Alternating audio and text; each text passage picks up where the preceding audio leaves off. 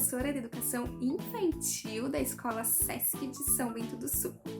E hoje eu vim aqui compartilhar com vocês um pouco sobre o nosso método de ensino, destacando a importância da ludicidade no desenvolvimento do nosso aluno na educação infantil.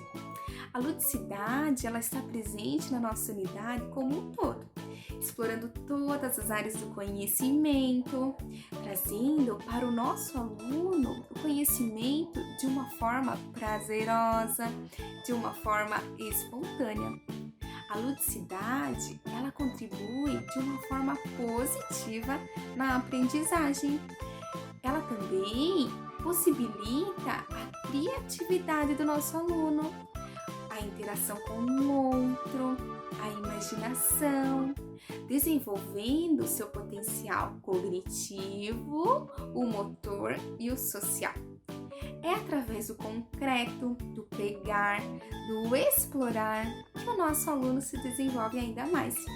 Assim, a forma de aprender fica ainda mais gostosa, pois exploramos diversas brincadeiras diferenciadas, jogos que exploram muito a criatividade, né? As experiências, fazendo com que as vivências dos nossos alunos e as suas interações contribuam ainda mais para o seu desenvolvimento.